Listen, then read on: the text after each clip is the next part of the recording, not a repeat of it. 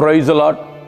ஆண்டவரும் அருமை இரட்சகருமாகிய இயேசு கிறிஸ்துவின் நாமத்தில் நான் உங்களை வாழ்த்துகிறேன். மறுபடியுமாக கர்த்தருடைய பரிசுத்தமுள்ள சன்னிதானத்திலிருந்து கர்த்தருடைய பரிசுத்தமான வார்த்தைகள் மூலமாய் உங்களை சந்திப்பது மிகுந்த மகிழ்ச்சி.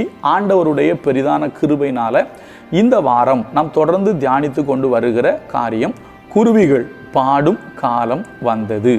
குருவிகள் பாடும் காலம் வந்தது அப்படின்னா, இல்லைன்னா குருவிகள் பாடும் காலம் வரணும் அப்படின்னா, முதலாவது நன்கு மழை பெய்யணும், புஷ்பங்கள் பூக்கணும், அது பூத்து காய்த்து பழங்களை தரணும், அதற்கு பின்பு வயல்கள் தானியங்களால் நிரம்பணும், நல்ல விளைச்சல் இருக்கணும். நல்ல விளைச்சல் இருந்தால் தான் தானியங்களை சாப்பிடும்போது பறவைகள் பாடும் என்பதை என்கிற கோணத்தில் நாம் அப்படியே பார்த்து கொண்டு வருகிறோம். முதலாவது மழையை பற்றி பார்த்தோம். மழை எப்போ பெஞ்சிச்சு பைபிளில்? நம்முடைய வாழ்க்கையில் ஆவிக்குரிய பின்மாதிரி மழையாக இருக்கட்டும், அதாவது எழுப்புதல் என்கிற மழையாக இருக்கட்டும், இல்லைன்னா உலக பிரகாரமான மழையாக இருக்கட்டும், அது எப்போ பெய்யும் அப்படின்னு பார்த்தீங்கன்னா, பைபிளில் சொல்லப்பட்டிருக்கு, தாவீதின் நாட்களில் 3 வருஷம் ஓயாத பஞ்சம் இருந்துச்சு. அந்த பஞ்சத்துக்கான காரணம் என்ன என்பதை கர்த்தர் சொல்லி, என்ன செய்ததுக்கு அப்புறம் அங்கே மழை வந்துச்சு அப்படிங்கிறதையும் நம்ம நேற்று பார்த்தோம். சரியா? அடக்கம் பண்ணப்பட வேண்டியவைகள் அடக்கம் பண்ணப்பட வேண்டிய விதமாக அடக்கம் பண்ணப்பட்டது. பின் தொடர்ந்து வருகிற பழைய காரியங்கள் அழித்தொழிக்கப்பட்டது.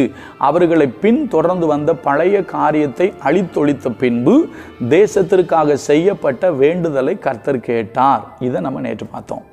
அடுத்தது பூத்து குலுங்கணும். உங்களுடைய வாழ்க்கை, என்னுடைய வாழ்க்கை ஒரு பூத்து குலுங்குகிற வாழ்க்கையாக மாறணும். நம்ம வாழ்க்கையில் நாம் பூக்கணும். நம்ம ஆவிக்குரிய வாழ்க்கை பூத்து குலுங்குகிற ஒரு அனுபவத்தில் இருக்கணும். இப்போ நிறைய பேர் யோசிப்பாங்க, ஏன் வாழ்க்கை பூத்து குலுங்குதா? நமக்கு ஒரு பாடல் தெரியுமா?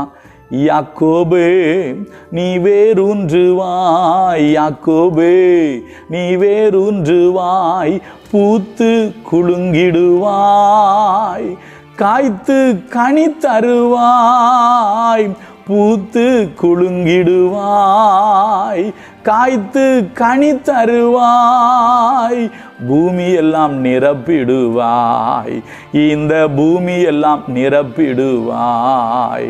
அருமையான தேவ பிள்ளைகளே, உங்களுடைய ஆவிக்குரிய வாழ்க்கை, உங்கள் வாழ்க்கை ஒரு பூத்து குலுங்குகிற அனுபவமாக இருக்கணுமா? ஐயா, ஒரு பக்கம் புல்லின் பூ என்ன தெரியுமா செய்யும்? காலையில் பூத்து சாயந்தரம் வாடி போயிடும். அது மனுஷனுடைய வாழ்க்கை. ஆனால் உங்களுடைய ஆவிக்குரிய வாழ்க்கை, நிச்சயமாக சொல்கிறேன், அது பூக்கும். உங்கள் ஆவிக்குரிய வாழ்க்கை பூத்து குலுங்குனா அதுக்கு பேர் காலம் மாறிட்டுன்னு அர்த்தம்.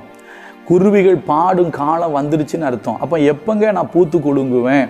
மழை வந்தால் பூத்து குலுங்குவேன். அதை பார்த்துட்டோம். அடுத்து ஆவிக்குரிய பிரகாரம் சில காரியத்தை பார்க்க போகிறோம். கர்த்தர் இஸ்ரவேல் ஜனங்களை பற்றி சொல்லும் பொழுது, ஏசாயா தீர்க்கதரிசன புஸ்தகம் 27வது அதிகாரத்தில் கர்த்தர் மிக அழகாக சொல்கிறாரு. நான் பாடின பாட்டு அதுதான் வாசிக்கிறேன். ஏசாயா 27:6 வசனம். யாக்கோபு வேர் பற்றி இஸ்ரவேல் பூத்து காய்த்து உலகத்தை பலனால் நிரப்பும் நாட்கள் வரும். அப்போ இஸ்ரவேல் பூத்து காய்த்து, எப்படி? இஸ்ரவேல் பூத்து காய்த்து, யாக்கோபு வேர் பற்றி இஸ்ரவேல் பூத்து காய்த்து உலகத்தை பலனால் நிரப்பும் நாட்கள் வரும். அப்போ நம்முடைய வாழ்க்கை நிச்சயமாக பூக்கும். நம்முடைய வாழ்க்கை பூக்குது அப்படின்னா அது குருவிகள் பாடும் காலம்னு அர்த்தம், அது வசந்த காலம்னு அர்த்தம். அப்போ உங்கள் ஆவிக்குரிய வாழ்க்கை, உங்களுடைய வாழ்க்கை பூக்கிற வாழ்க்கையாக இருக்கணும். அப்போ என் வாழ்க்கை எப்போங்க ஒரு பூக்கிற வாழ்க்கையாக மாறும்? நல்லா கவனிங்க. முதலாவது நமக்கு தெரிந்த சம்பவத்தை சொல்கிறேன். ஆரோனுடைய கோல். சரியா? ஆரோனுடைய கோல் பூத்து காய்த்து வாதுமை பழங்களை கொடுத்தது என்று எழுதப்பட்டிருக்கும். அப்போ ஆரோனுடைய கோல் பூத்து காய்த்து வாதுமை பழங்களை கொடுத்துச்சு அப்படின்னா அதனுடைய அர்த்தம் என்ன அப்படின்னு கேட்டிங்கன்னா, முதலாவது அது தேவனுடைய சந்நிதியில் வைக்கப்பட்டது. ஆனால் அது மாத்திரம் வைக்கப்படலை, 12 கோல்களும் வைக்கப்பட்டது. அதாவது இஸ்ரவேல் கோத்திரத்தினுடைய 12 கோல்களையும், அதாவது 12 கோத்திரங்களுடைய பெயர்களை ஒரு கோலில் எழுதி, ஒரு கோலா 12 கோத்திரத்திலையும் ஒரு கோல் வாங்கி அவங்கவுங்க பேரை எழுதி தேவ சமூகத்தில் வைத்தார்கள். அப்பொழுது ஆரோனுடைய கோல் மாத்திரம் ஒரே நாள் ராத்திரியில் அது என்ன பண்ணிச்சான்? துளிர்த்தது, பூத்து காய்த்து வாதுமை பழங்களை கொடுத்தது அப்படின்னு எழுதப்பட்டிருக்கும். அதனுடைய அர்த்தம் என்னன்னா, கர்த்தர் ஆரோனை தெரிந்து கொண்டார். ஆரோன் தெரிந்து கொண்டவன் என்பதற்கு அடையாளம் அவனுடைய கோல் பூத்து காய்த்து வாதுமை பழங்களை கொடுத்தது. அப்போ என்னுடைய வாழ்க்கையிலையும் நான் பூக்க வேண்டுமா? என்னுடைய வாழ்க்கை ஒரு பூத்து குலுங்குகிற வாழ்க்கையாக இருக்கணுமா? நான் தேவனால் தெரிந்து கொள்ளப்பட்ட ஒரு மகனா மனுஷனா இருக்கணும். ஒன்று புரிந்து கொள்ளுங்கள், அழைப்பது ஆண்டவர், தெரிந்து கொள்வதும் யாரு தான்? ஆண்டவர் தான். ஆண்டவர் தான் நம்மளை என்ன செய்யணும்? தெரிந்து கொள்ளணும். ஏன்னா பைபிளில் வாசிக்கிறோம், எவர்களை முன்னறிந்தாரோ அவர்களை முன் குறித்தார், எவர்களை முன் குறித்தாரோ அவர்களை அழைத்தும் இருக்கிறார்னு போட்டிருக்கோம். சரியா? அப்போ அழைக்கிற ஆண்டவர் நிச்சயமாக நம்மளை என்ன செய்வார்னா தெரிந்து கொள்வார். ஸோ கர்த்தர் நம்மளை தெரிந்து கொள்வதற்கு நம்முடைய பங்களிப்பும் கொஞ்சம் இருக்குது. என்ன அப்படின்னு கேட்டிங்கன்னா, வசனம் சொல்லுது, பக்தி உள்ளவனை கர்த்தர் தமக்காக தெரிந்து கொண்டார் என்று அறியுங்கள் அப்படின்னு போட்டிருக்கு. நம்முடைய வாழ்க்கையில் ஒரு உண்மையான தெய்வ பக்தி இருக்கணும். அதாவது உண்மையான தெய்வ பக்தி இருக்கணும், போலித்தனமான தெய்வ பக்தி இருக்கக்கூடாது. இதுக்கு ஒரு சின்ன எக்ஸாம்பிள் நான் சொல்கிறேன். அப்போஸ்தலனாகிய பவுல் தன்னுடைய உடன் ஊழியக்காரனாகிய தீத்துவுக்கு ஒரு அழகான வார்த்தை சொல்லுவார். இது ரொம்ப முக்கியமான வார்த்தை. அதாவது ஆவிக்குரிய உலகத்தில் கவனிக்கப்பட வேண்டிய ஒரு வார்த்தை. நான் வாசிக்கிறேன் பாருங்க. தீத்து 1வது அதிகாரம் 3வது வசனம். பொய்யுரையாத தேவன் ஆதி காலம் முதல் நித்திய ஜீவனை குறித்து வாக்குத்தத்தம் பண்ணி அதை குறித்த நம்பிக்கையை பற்றி தேவ பக்திக்கு ஏதுவான சத்தியத்தை அறிகிற அறிவும் விசுவாசமும் தேவனால் தெரிந்து கொள்ளப்பட்டவர்களுக்கு உண்டாகும்படி அப்படிங்கிறாரு. அப்போ தேவனால் தெரிந்து கொள்ளப்பட்டவர்களுக்கு என்ன உண்டாகும்னு கேட்டிங்கன்னா, தேவ பக்திக்கு ஏதுவான சத்தியத்தை அறிகிற அறிவு. இன்னைக்கு நிறைய பேர் நிறைய சத்தியங்களை கேட்குறாங்க, நிறைய சத்தியங்களை அறிஞ்சிருக்காங்க. ஆனால் பரலோகத்துக்கு நேராக வழி நடத்துகிற தேவ பக்திக்கு ஏதுவான சத்தியத்தை கேட்குறவங்க இன்னைக்கு ரொம்ப கம்மி. ஏன்னா இன்னைக்கு பெரும்பாலான மக்கள் எதை விரும்புகிறாங்க அப்படின்னா, இயேசு கிறிஸ்து உன்னை ஆசீர்வதிக்கிறார், இயேசு கிறிஸ்து உன்னை விடுதலையாக்குவார், இயேசு கிறிஸ்து உன்னை சுகமாக்குவார், இயேசு கிறிஸ்துனுடைய கட்டுக்களை அறுப்பார், இயேசு உனக்கு அப்படி செய்வார் இப்படி செய்வார்னு சொல்லும்போது ரொம்ப மகிழ்ச்சியாக அதை மட்டுமே கேட்குற கொஞ்சம் பேர் இருக்காங்க. அதை மட்டும் அல்ல, வளர்ச்சிக்கு ஏதுவாக முயற்சி பண்ணணும். நம்முடைய வாழ்க்கையில் நம்முடைய வாழ்வை மாற்றுகிற சத்தியங்களை நம்ம கேட்கணும். நம்மை முழுவதுமாக தேவன் பக்கம் அர்ப்பணிக்க வைக்கிற, நம்மை உடைத்து உருவாக்கி கர்த்தருக்கென்று நம்மை ஊன்ற கட்டுகிற, நித்திய ஜீவனுக்கு நேராக நம்மை திருப்புகிற சத்தியங்களை கேட்கணும். அதுதான் தேவ பக்திக்கு ஏதுவான அந்த சத்தியம். அப்போ அந்த தேவ பக்திக்கு ஏதுவான சத்தியத்தை அறிகிற அறிவு யாருக்கு வரும்னா, தேவனால் தெரிந்து கொள்ளப்பட்டவர்களுக்கு தான் வரும். நான் அதை கொஞ்சம் சொல்கிறது கஷ்டமாக தான் இருக்குது, இருந்தாலும் நான் அதை சொல்கிறேன். ஏன்னா வேறு வழியில் சொல்லித்தாகணும். இன்றைக்கு நிறைய பிரசங்கங்கள் வருகிறது, நீங்களே பார்த்துருப்பீங்க. நீங்கள் டிவியில் திறந்தால் பிரசங்கம் வரும். நான் எந்த பிரசங்கத்தையும் குறை சொல்வது என்னுடைய நோக்கம் அல்ல, எந்த ஊழியக்காரரையும் குறை சொல்வதும் என்னுடைய நோக்கம் அல்ல, அது என்னுடைய வேலையும் அல்ல. ஆனால் தேவனால் தெரிந்து கொள்ளப்பட்டவங்க வாயிலிருந்து வர்ற வார்த்தையும் தேவனால் தெரிந்து கொள்ளப்பட்டவங்க கேட்குற சத்தியமும் நிச்சயமாக வேற மாதிரி இருக்கும். அதாவது அவர்களை நித்திய ஜீவனுக்கு நேராக நடத்தும், அவர்களுக்குள்ள தேவ பக்தியை உண்டாக்கும், தேவன் மீது விசுவாசத்தை அதிகரிக்க பண்ணும், தேவனுக்காக வாழ வேண்டுங்கிற எண்ணத்தை தூண்டும். சும்மா அப்படியே மேலோட்டமாக மேற்பூச்சி என்ன செய்யாது, பூசாது. நீங்கள் பார்த்தீங்கன்னா புலம்பலை படித்து பார்த்தீங்கன்னா, அதை படிச்சுட்டுலாம் நான் அழுதுருக்கேன். ஏன் தெரியுமா? அந்த புலம்பல் ஒரு வார்த்தை உண்டுங்க, எனக்கு ரொம்ப பிடிக்கும் அந்த வார்த்தை. அவர் சொல்லுவார், உன்னுடைய காயங்கள் சமுத்திரம் அளவுக்கு பெருசாக இருக்குப்பா.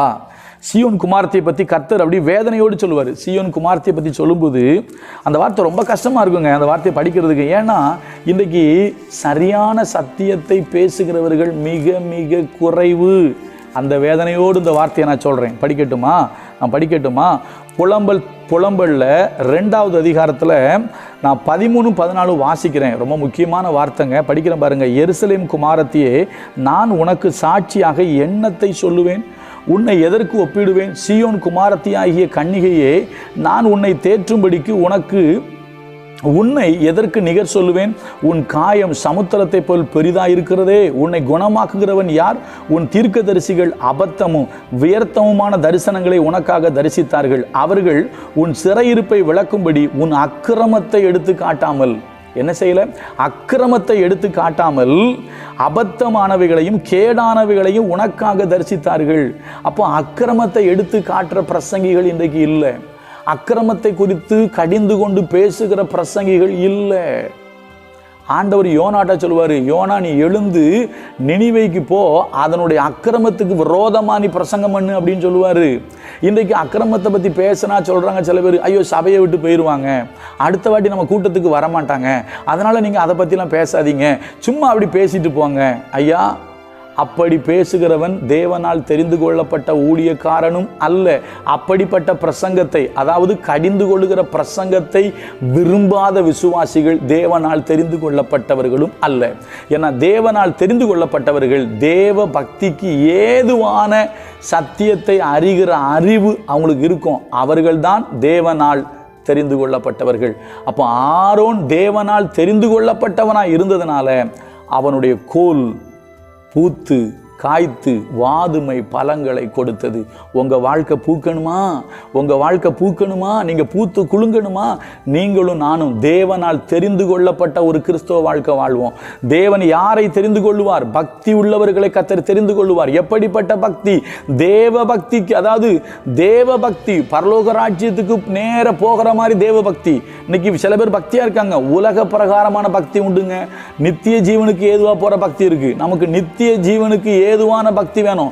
இன்றைக்கு ஆண்டவரை அறியாத புறஜாதிகள் கூட நிறைய பேர் பக்தியா இருக்காங்க.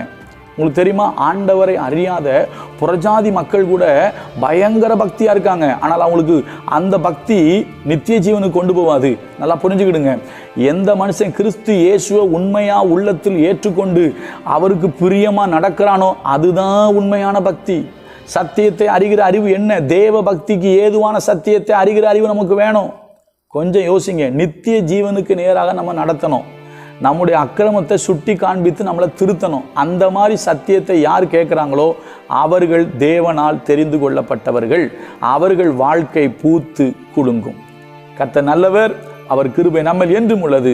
God bless you.